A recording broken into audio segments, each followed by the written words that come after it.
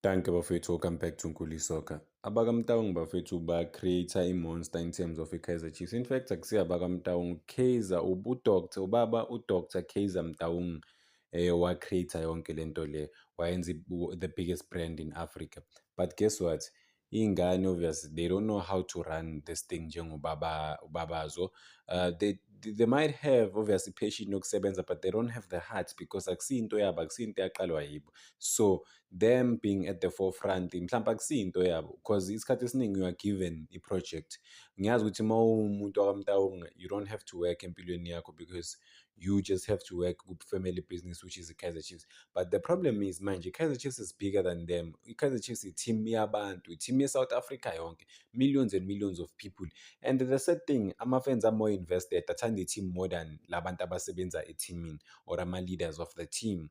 The transition yabo kwesinye isikhathi yingakho manje umuntu u-inherit-a something or you take something from ubaba wakho or from uma wakho or from ifamily yakho, but akusiyo into owayiqala wena, so you don't know what it takes to take this thing to the pedestal. Yes, it is in the pedestal in terms of the brand and whatever, but Kaizer Chiefs, core of Kaizer Chiefs ayini ama-results on the ground bafowethu. If they're not able to get ama-results, and then people, they're gonna lose people. I'm not saying in terms of fan base ngeke bayiluze for time being, but kancane kancane, if I am a kid, if the kid is growing up, abantwana bafethu ba interested to the winning side, right? If they keep failing ukuwina, badlala ibhola elihle, they are losing i-fan base kancane. Angisho ukuthi kuzophela ngabo, but kumele bashintshe ngempela bafethu. Ungayithanda into but mayikudisappoint-a, phela into i-Kaizer Chiefs i-personal kakhulu ebantwini, so ziningi izinto kumele bona bazitshintshe. I-management, iy'ngane zakho or iy'ngane zakwamTaung, yes, mhlampe bafundele, bayaya nasesikolweni. Bani uJunior uye nako-Germany, I think uma ngifunda ngaye ukuthi uke wafunda nakhona, but guess what? Imfundo ibalulekile, yes, but-ke if you don't have the heart njengomuntu owayiqala le nto le, wayikhulisa, wayithatha, wayibeka le esicongweni, ungafunda u-40 years but ungeke ukwazi uku-succeed-a because you don't have the heart for leyo nto leyo. So abazame uku-change-a izinto laphana in terms of i-management. Management le phezulu kumele ku-change-e bona abantu, uma kusayinwa ama-player understand ukuthi afikelani ku-Kaizer Chiefs wayekhona. Ngibona abantu-ke maningi ama-excuse overall bafowethu. And I wanna track back to Peter Du Toit mekhuluma ngendaba yokuthi why i-Kaizer Chiefs bengayithengisi kuze ama-owners are-different. Ifane nabo Al Ahly, because ifane nabo Al Ahly ukuthi if i-ownwa abantu or republic, fine. If i-ownwa i-public, abantu ba-contribute whatever they're contributing, babe nama-shares, babe ne-voice, or bayithengisele abantu base-Saudi Arabia, bayithengise ngama-billions, and then let's say bathengise certain percentage, bathole imali e-serious, because you need to inject imali e-serious bafethu in terms of ukusayina ama-play. What iMamelodi Sundowns is doing at the moment, they are just signing play South America, signing play Europe. Imagine if i-Kaizer Chiefs ikwazi ukwenza lokho, ivele isayine play South America, isayine isinome kanjani. If like they say 20 million iyakwazi ukuyisayina lelo player lelo, because siyazi ukuthi ama-prizes awekho right ama-prizes wama-play isikhathi esiningi, because ama-agent nama-teams nani bakufika i-team enkulu bafuna imali e-serious. But if i-Kaizer Chiefs iba ne-owner lase-Saudi, because Kaizer Chiefs abantu abanandaba, they're not invested to Motaung family, they invested to i-Kaizer Chiefs, and make sure ukuthi they maintain that name, they keep that name, they keep everything, right?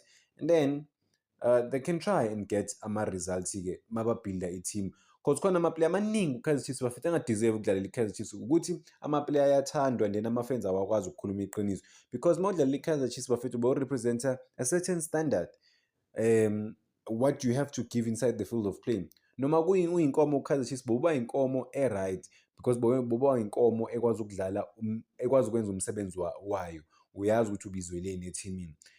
Ngifuna masingabuyela kuKatsanda, akadlala ibhola elihle, ayikho into besizomncoma ngayo sithi wow, but guess what, umsebenzi wakhe as uku-protect, as i-central midfield, uku-protect i-defense bewenza kahle, and beba stable i-defense, because he was instilling that fear kuma-opponent ukuthi akudlalwa-ke la, there's no way you are passing this side. So yizo izinto bafethu lezi ezilekayo overall ku-Kaizer Chiefs from i-management. There's no way ama-player performe kahle to the best of their ability or understand with what it means to play for this team. But mabefika etimini bayabona ukuthi management ekupholiwe.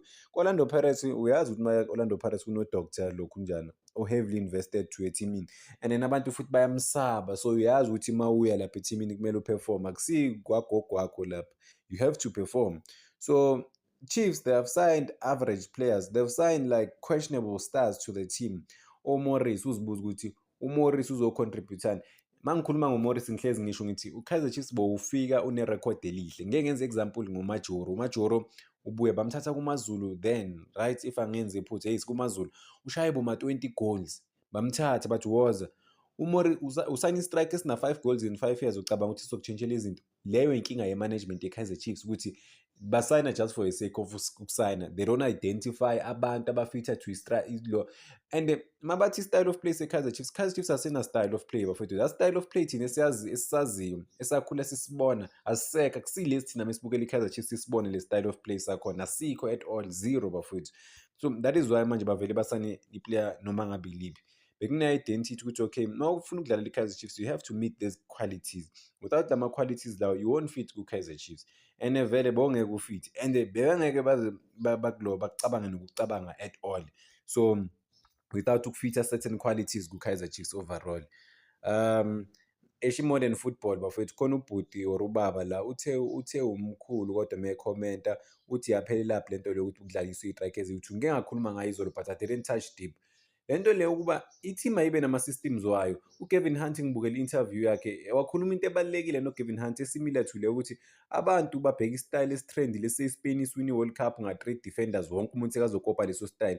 Why coach number 1 bangabi ne-style sabo esi-unique?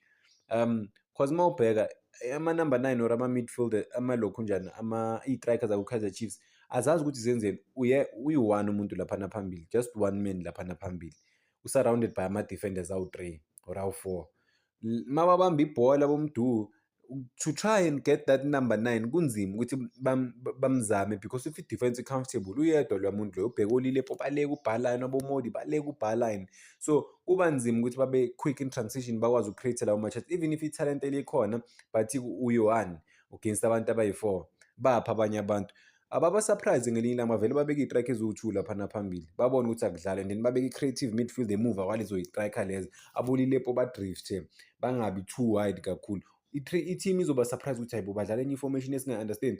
Udlala i-strike esisodwa njalo like unabantu abayi-3 kuphela aba-article futhi nabo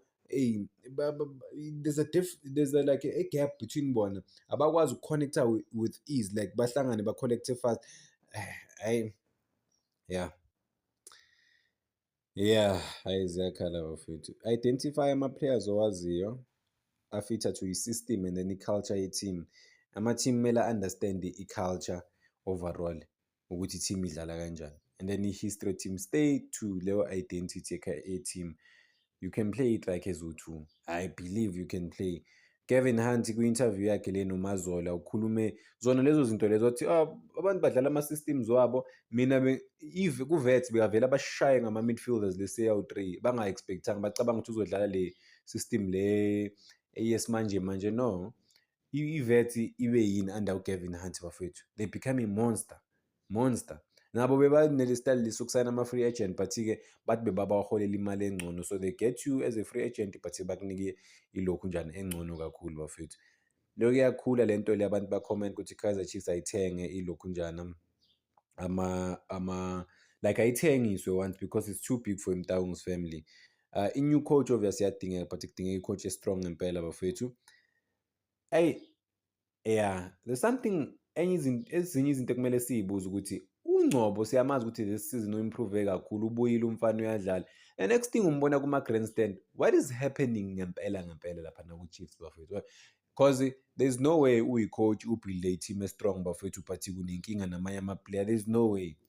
Ngiyadlala manje this week, then the next match ngikuma-grandstand, I'm not even laphana ku-first 11 or ku-18 ku-match day squad, ngile phezulu.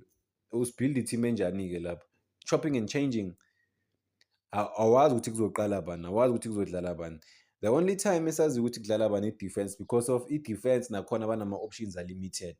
That is why sibona abantu abaningi thola ukuthi uKwinika siyazi ukuthi uKwinika no-Inacio Miguel isikhathi esiningi bazodlala, even if like bazo-replace-a, but Kaizer Chiefs ama-central wakhona awungakhi, awu-2 kuphela ama-defenders, central defenders, awu-3 a-available, McCarthy, uKwinika no-Inacio Miguel kuphela bafowethu, because uDotley, uMsimanga ngithi abekho.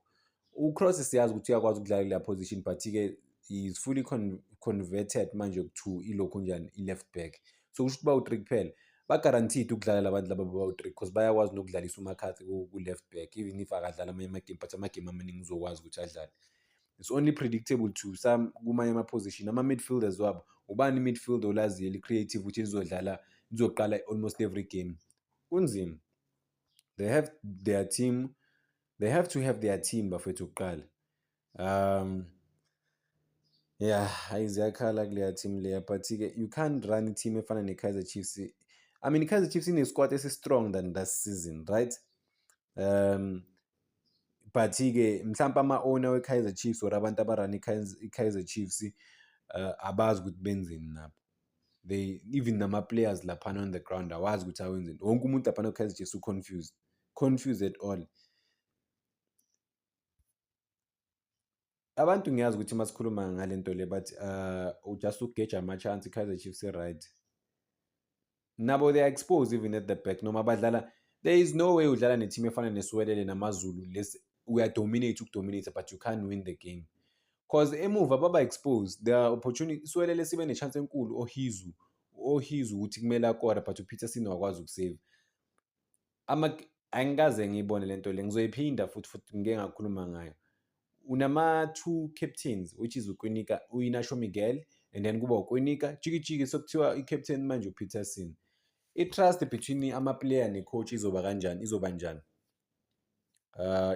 kanjani ngempela? How are they gonna try and build a team stable? Because without i-trust between ama-players ne-coach, number one, i-management e-Kaizer Chiefs poor bafowethu, very poor, because angisho ukuthi akumelanga babaqashe ama-assistant coach or ama-co-coaches ababenza ama-coach, but what I'm saying ukuthi already leading to the moment la odecide khona ukugcina ama-co-coaches, ama-players alwa nama-co-coaches njalo bafowethu, ama-players awafuni ukuphuma egrawundini, ocela abafuni, kuhlezi kunento off ukuthi ama-players nama-co-coaches kune-power struggle. Number one, ama-players afela ngathi abigger than ama-coach, ababahloniphi izinto ezinjalo. There is no way ubuilde i-team-ke if izinto zi-unstable from lapho. So i-management isa-builda i-team, yenzani kahle kahle? What are they doing? Ubona bafunani? Because sometimes ngicela ukuyibamba la indaba ye-Chiefs, but coach, you can't have amakhanda awu-2 as ama-leaders. You need just one, and then abanye bazosiza lo munye, because nabo ba-confuse ukuthi masingenza kahle ubani ozothola umsebenzi we-head coach la. Velebai, we wanted you to play. I wanted to see Velebai. 2 years we've been waiting. Ama-fans around in South Africa, they've been waiting to see Velebai akadlalanga. Bafaka uLilepo. Ubenzeleni uLilepo for the past couple of games? Ba-expecteni umlingo? Ngicela ukuyibamba la. Thank you bafethu. Ngicela ningakhohlwa uku-like and subscribe and making sure ukuthi le page bafethu asilifikiseni ku-20,000 subscribers. Yabo salifikisa ku-20,000 subscribers soba sharp.